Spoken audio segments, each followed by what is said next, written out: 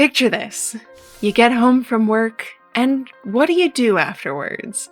Do you sit down and eat and then watch something all night until it's time to go to bed? Doom scroll? Do you crave something else besides consumption? Something besides feeding the ever-burning, ever-hungering capitalism machine? Something that doesn't need you to always spend money. May I introduce to you the creative side hobby? Drawing, writing, crafting, painting, theater, curating a garden. Anything that involves your imagination or problem solving, I'd call that a creative side hobby. Now, you might think that being creative is hard. You might be thinking, why should I even try? I'm not going to be good at it. But may I present to you that not being good at something creates room for you to focus on the joy a hobby gives you instead. That trying, even though it's hard, lets you build up a muscle that helps you think about the world around you in different ways. Even though I may draw for a living, I still have other creative hobbies, other ways to exercise the thoughts in my head and engage my brain. And I will say, they provide a great contrast for me, depending on my mood and how much energy I have. Stick around, and let's get into why you need a creative hobby and how to get started.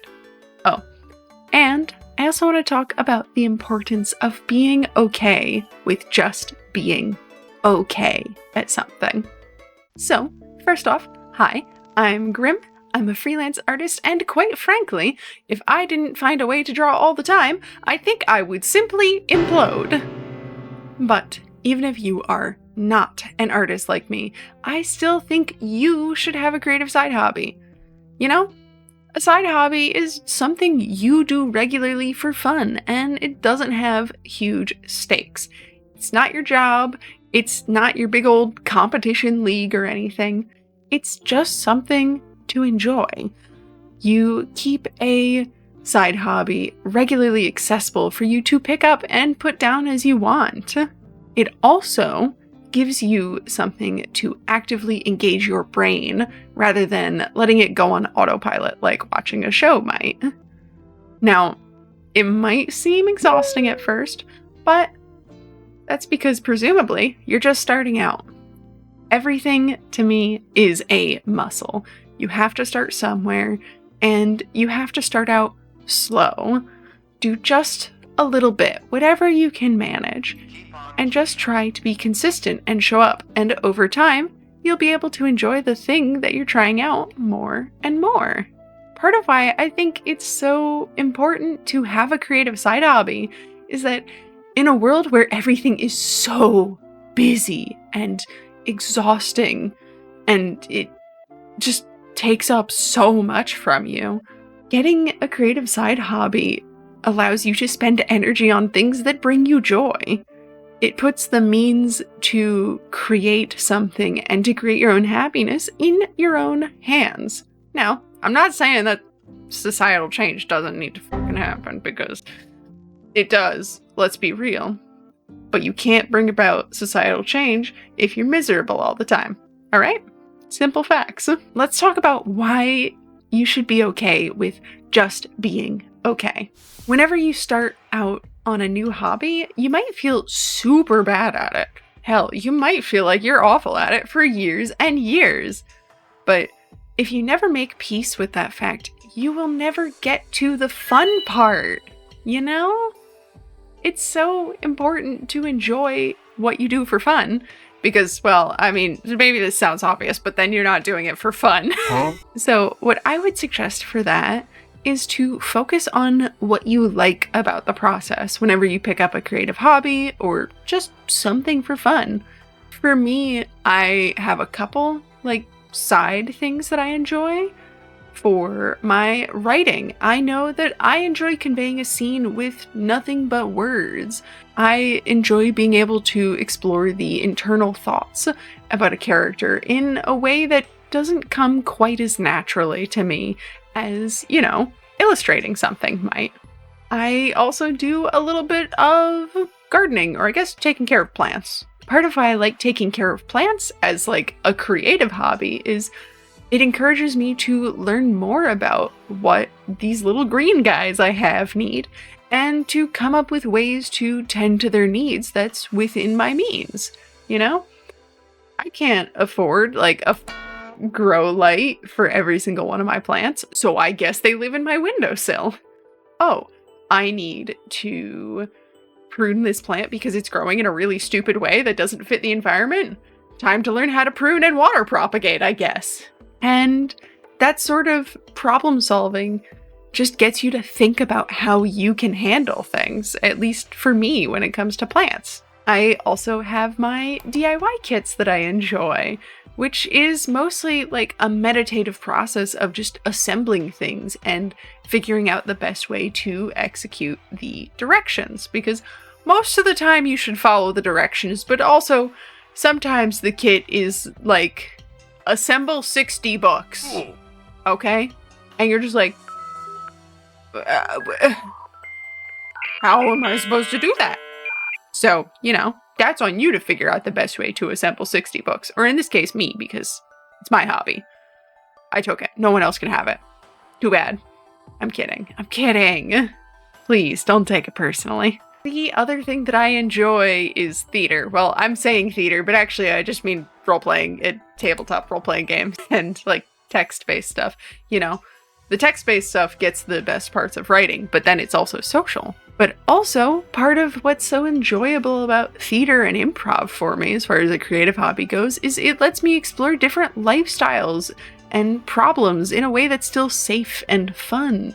It's a cathartic way to get to feel some feelings, and it doesn't hurt anyone because it's all make-believe. Now, that's what I enjoy about the process of various creative hobbies that I have. For you, I would suggest to take the time to find the good parts of what you're doing. Every time you finish something or spend any amount of time working on it, find one thing you like about it. That will help you find the stuff that you like. I promise. Another way to help yourself feel okay with just being okay is to make your hobby time special. Make a favorite drink, put on your favorite show, whatever works. Who cares if you have a secondary background activity? Nobody's judging you for not being a stoic. Except for you, I guess, if you are a stoic. The other thing that I think for me when it comes to just being okay with something is I enjoy problem solving. I don't necessarily enjoy perfection, but I enjoy the pursuit of mastery. And if that's something you enjoy in a hobby, then picking up new stuff, new creative things, gives you plenty of space to figure out why something didn't work and make time to fix it, make time to practice, But if you are not some maniac who enjoys the process of honing your methods and sharpening your skill as like a hobby, don't do that then. Anyway, look, the important thing is find any way that you can to just decouple your self-worth from having fun. Not being able to have fun is not a mark against you. It's a sign of how you were raised and your situation. So take some time to be kind to yourself and to let yourself relax, to let yourself play. All right, so it's great to have fun. It's great to enjoy what you do, but you gotta set boundaries on your creative hobbies, on your creative side hobbies. To be clear, we're talking side hobbies, not things you do for your livelihood. Do not turn your side hobby into a side hustle, as tempted as you may be. Got it? Boundaries are meant to keep you safe and having fun. All right? That's why they're there. So in order to set some boundaries on your creative hobbies, think about what makes it unfun for you.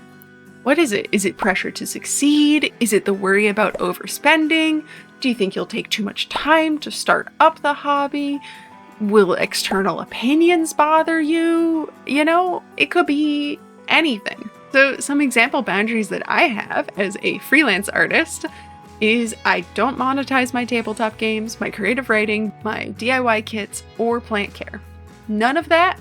I am not allowed to do that for work in any way that earns me money. I can talk about it for fun as like a little side topic, as an incidental, but it can't be the main focus. And some hobbies, like my little DIY kits, I worry about overspending and not having enough space. So I don't buy a new kit until I finish my current one.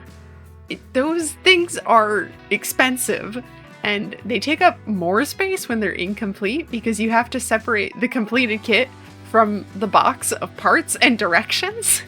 The other little boundary I have is that I know I'm not as confident in my creative writing, so I don't post it everywhere for others to see. I share it with those it's relevant to, and I keep it where it's archived, and I guess if people search it out, they can read it, but I don't go and advertise it. I'm not a professional writer, and I don't want to be. I just want to enjoy doing it for myself. So there's some example boundaries that I have.